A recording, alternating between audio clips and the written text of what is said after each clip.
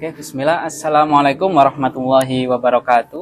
Waalaikumsalam warahmatullahi wabarakatuh. Pemirsa Dakwah Solo yang dirahmati Allah, alhamdulillah kita berada di bulan Ramadan, di bulan yang mulia ini. Bagaimana kabarnya? Bagaimana puasanya, lancar ya? Semoga puasanya lancar ya, dan ibadah kita semua diterima oleh Allah Subhanahu wa taala. Amin. Baik pemirsa Dakwah Solo yang dirahmati Allah, kali ini di podcast hari ini kita didatangi bintang tamu yang luar biasa, insya Allah. Assalamualaikum Ustadz. Waalaikumsalam Ini warahmatullahi wabarakatuh. bersama Ustadz Yanto, beliau ini pemerhati politik. Insya Allah nanti akan kita tanya-tanya ya terkait isu terkini yang sedang viral hari ini, seperti itu. Baik, langsung saja ke Ustadz Yanto. Ada pertanyaan ini Ustadz yang mengganjal dari saya. Jadi ketika saya membaca Al-Quran, di dalam Quran surat An-Nur ayat 55 yang artinya kurang lebih seperti ini Ustaz. Jadi Allah itu menjanjikan kepada kaum muslimin, ketika kaum muslimin itu beriman dan beramal soleh, itu Allah akan menjadikan kaum muslimin itu berkuasa di muka bumi ini Ustaz. Nah, tetapi kok faktanya ini Ustaz, kita lihat pada hari ini ya, kalau kita scroll medsos itu kok yang muncul itu berita yang yang mengharukan gitu, yang jelek-jelek saja itu. Jadi kondisi kaum muslimin sekarang ini tidak sedang baik-baik saja itu Ustaz. Nah, ini kan nggak mungkin ya Ustaz, kalau Allah itu yang salah janjinya itu. Tetapi faktanya memang seperti ini gitu. Nah, bagaimana itu Ustaz? Baik ya. Jadi memang kondisi kaum muslimin saat ini itu lagi terpuruk ya. Faktanya memang terpuruk. Karena memang kaum muslimin sudah mengalami ini udah lebih dari 100 tahun ya, keterpurukan itu ya. Dan kaum muslimin pada saat ini tidak mengetahui kalau mereka itu lagi terpuruk. Iya. Sehingga ada sebagian dari mereka itu menikmati keterpurukan tersebut ya. Bahkan mengambil keuntungan dari keterpurukan yang ada pada saat ini ya. Oleh karena itu kita lihat ya, sebagian besar ya kaum muslimin yang di Indonesia gitu ya, bahkan pejabat kita yang ada di Indonesia itu semuanya muslim. Iya. Ya, mereka kalau dikatakan orang yang punya kedudukan, kemudian punya kekayaan, itu juga luar biasa. Bahkan presiden kita adalah seorang muslim ya. Iya. Presiden kita seorang muslim dan punya kekayaan yang cukup luar biasa. Tapi ini tidak mewakili kaum muslimin.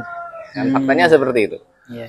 Tapi yang sering dilihat itu adalah kaum muslimin yang menurut kita ya, dalam pengamatan kita selama ini adalah masyarakat secara umum, bangsa Indonesia, kemudian bangsa Palestina kan gitu ya, di beberapa negara yang lain itu semuanya dalam kondisi terpuruk, kemiskinan, kebodohan dan yang lain sebagainya.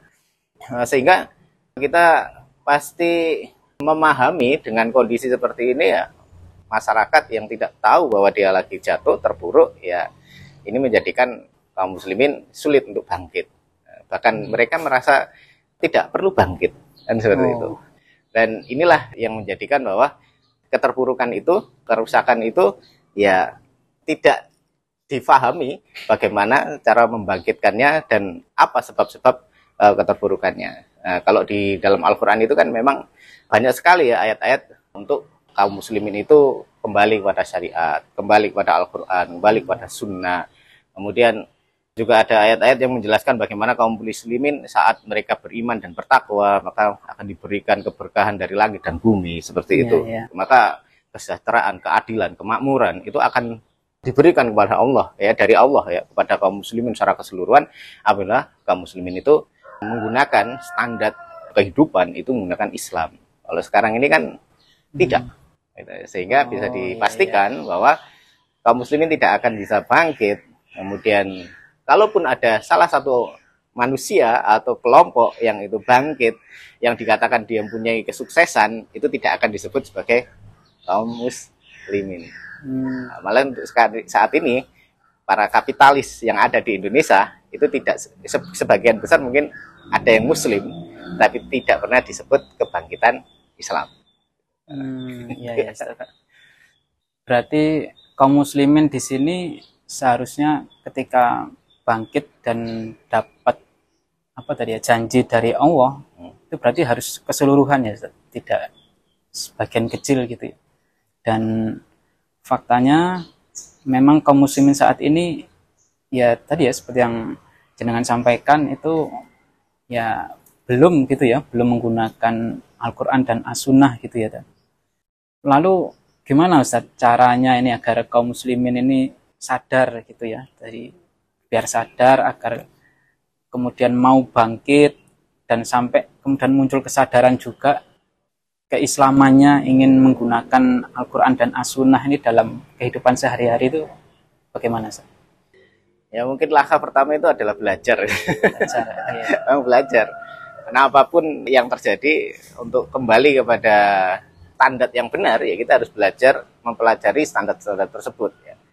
Bahkan cara berpikir kaum muslimin saat ini pun tidak lagi menggunakan cara berpikir Islami, metode berpikir Islami itu juga ada. Sehingga pada konsep pemikiran saja, untuk berpikir saja, mereka masih menggunakan cara berpikir di luar Islam. Nah, kan mungkin kita melihat bahwa cara berpikir manusia saat ini ya, kebanyakan ya di dunia saat ini yang menggunakan metode berpikirnya kapitalisme. Seperti itu. Sehingga saat mereka menggunakan akalnya yang orientasi di dalam berpikir, bahkan membuat sebuah standar pemikirannya, landasan berpikirnya, itu semuanya ya bersifat materialistik. Sehingga tidak memunculkan kebaikan. Bahkan di dalam, kalau kita ini ya, coba searching di Google atau kita tanya ke ChatGPT kayak gitu ya, kita akan disebutkan bahwa metode akal di dalam pandangan kapitalisme itu menafikan moralitas. Sehingga kalau kaum muslimin itu menggunakan metode berpikirnya orang-orang kapitalis, maka moralitas mereka itu mulai berkurang. Bahkan kita kan pernah tahu kan, ada kejadian orang yang sudah dianggap punya agama, pemahaman agama yang luar biasa, saat masuk ke dalam dunia politik negara, maka dia berubah menjadi orang-orang yang berbeda. Bahkan sebagian dari mereka itu jadi koruptor kan, seperti itu. Nah, karena memang metode berpikir, standar kehidupan mereka itu juga sudah berubah dari tidak lagi menjadi muslim. Maka mulai dari cara berpikir saja itu harus diperbaiki. Dan inilah perlu pendidikan Islam ya, mungkin di dalam mentoring atau kajian-kajian yang itu kembalikan kaum muslimin itu pada cara berpikir Islami. Bahkan di dunia sekolah dan yang lain sebagainya, dunia politik, dunia pengusaha dan dunia santri, itu juga harus menggunakan metode berpikir Islami agar kelak saat mereka lulus dari pondok atau saat mereka melakukan aktivitas usaha, kemudian mereka menjadi orang-orang yang berpengaruh di masyarakat, itu standar mereka tidak lagi standar kapitalisme, tapi menggunakan metode berpikir Islami, standar Islam. Karena kalau ini tidak dipakai, ya sama, mereka akan melakukan kerusakan sebagaimana kerusakan yang dibuat oleh kapitalisme. Berarti ya kasus-kasus yang terjadi saat ini, walaupun ya mereka muslim, secara pribadi muslim, ternyata kalau tidak menggunakan tadi ya standar Islam, mungkin dari akidahnya juga kurang kuat ya Ustaz ya. Itu ya pasti tergoda itu kan. Seperti kasus yang sedang viral ini ya, ada Pertamax dioplos. Nah, ini ada, saya kemarin lihat di Instagram itu ternyata kerugian mencapai 1 kuadriliun gitu. Iya. Itu kan ngeri sekali nih Ustaz. Jadi oknum gitu ya, oknum pejabat, tapi dia muslim, tapi dia akhirnya merugikan kaum muslimin banyak gitu Ustaz. Nah, lalu agar berubah ini gimana Ustaz? Ini kan tadi secara persen ya Ustaz. Secara persen itu memang harus belajar menggunakan standar Islam, tetapi kan kita nggak bisa Ustaz, mengganti memperbaiki diri secara persen saja, ini kan nggak bisa Ustaz. Karena kerusakan yang terjadi saat ini itu ada di semua sisi Ustaz. Iya. Jadi secara persen saja tidak bisa nih. Jadi harus gimana nih Ustaz? Iya. Ya mungkin juga menambahkan ya bahwa standar itu nanti memang arahnya ke landasan berpikir yang itu nanti mengarah kepada pembentukan akidah. Jadi kalau di akidah Islam itu memang kan sudah jelas ya bagaimana keimanan kepada Allah ya, kemudian ketaatan pada syariat, nanti iman dan takwa itu pada diri seperti itu. Tapi di sini ada sebuah akidah yang jarang sekali dibahas oleh masyarakat. Bahkan akidah ini dianggap bukan sebuah akidah, bukan sebuah keyakinan. Dan sebagian mereka kaum muslimin, bahkan ulama, profesor ya, itu sebagian masih menggunakan akidah ini untuk beraktivitas ya di dunia politik maupun di aktivitas kemasyarakatan dan yang lain sebagainya. Nah, dan ini di dalam kitabnya Syekh Tauhidin An-Nabhani itu disebutkan sebagai akidah, bukan sebagai ilmu.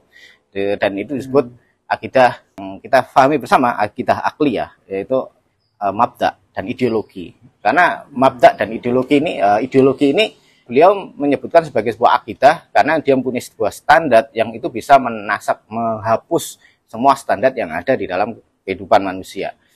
Oleh karena itu ini disebut sebagai akidah. Bahkan keyakinan orang-orang yang menggunakan sebuah ideologi tertentu itu mereka menganggap bahwa ideologi yang lain itu salah, bahkan tidak boleh diterapkan dan yang lain sebagainya.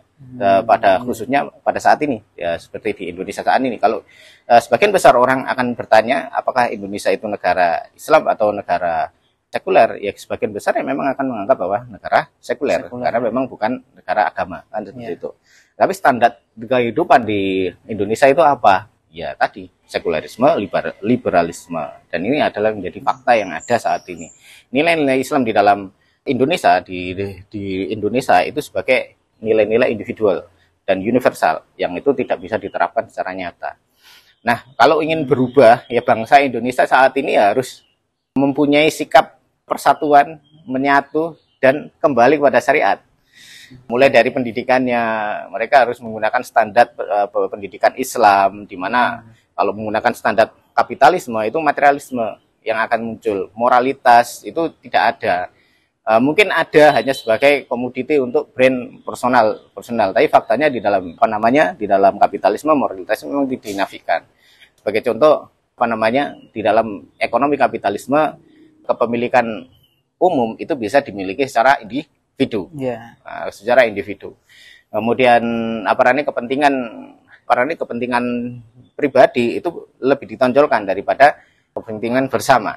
Sehingga seseorang saat menjabat seperti Dirut Pertamina itu ya, saat ini dia akan berpikir kalau ini bisa dimiliki sendiri kenapa harus dibagi kan.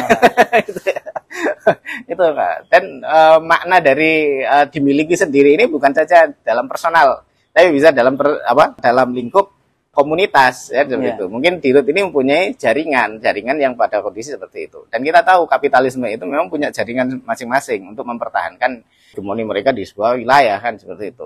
Hanya saja kadang satu kapitalis ini tidak bisa benar-benar menyatu ya, karena mereka faktanya itu saling berebut. Dan memang dasar dari kapitalisme itu memang mengambil sesuatu yang bisa dimiliki secara personal, individu yang itu kalau bisa ya miliknya sendiri. Seperti itu. Yang terjadi saat ini seperti di Pertamina ya memang seperti itu kondisinya ya. Bahkan mereka menggunakan berbagai hal untuk mendapatkan keuntungan pribadi. Kemudian pada konteks di mana kerugian besar ya di negara ya, memang ini tidak bisa diselesaikan secara individu seperti yang saya sampaikan ya. Maka ini harus diselesaikan secara sistemik. Mulai dari seperti tadi pendidikan, kemudian politiknya, kemudian standarnya, semuanya itu harus dirubah Indonesia. Kalau bangsa Indonesia ingin menjadi bangsa yang terbaik ya, menjadi bangsa yang mampu menjadi macan Asia kalau menurut presiden kita ya. Tetapi bukan hanya macan Asia, bisa menjadi adidaya di dunia. Kalau kaum muslimin yang ada di Indonesia itu bersatu untuk merubah metode berpikir, kemudian standar berpikirnya, ideologinya, ya maksudnya di ideologi secara global ya, ideologi secara global yaitu yang kita tahu ada komunis, kapitalis, dan Islam. Yang saat ini kita menggunakan kapitalisme, ya kita berubah menjadi ideologi Islam, yang itu bisa merubah secara komprehensif, secara keseluruhan, yang itu bisa menjadikan umat Islam itu bisa bangkit. Sebagaimana dulu yang dicontohkan Rasul ya, dan ini saya teringat ya. Dulu karena kaum muslimin pernah bangkit karena ya mereka menggunakan ideologi Islam itu ya. Baik, saya masih punya beberapa pertanyaan lagi nih Ustaz. Tapi karena terbatas waktu insya Allah kita akan sambung di video selanjutnya Ustaz. Di pertemuan selanjutnya Baik, bagi pemirsa dakwah Solo yang dirahmati Allah, begini saja perbincangan kita pada kesempatan kali ini. Jangan lupa untuk like, komen, dan juga subscribe. Dan juga share ke saudara-saudara yang lain ya, agar kita semua dapat pemahaman yang utuh, pemahaman yang bagus, yang lengkap tentang Islam. Baik, begitu dari kami mohon undur diri. Jika ada salah kata, kami mohon maaf. Wassalamualaikum warahmatullahi wabarakatuh.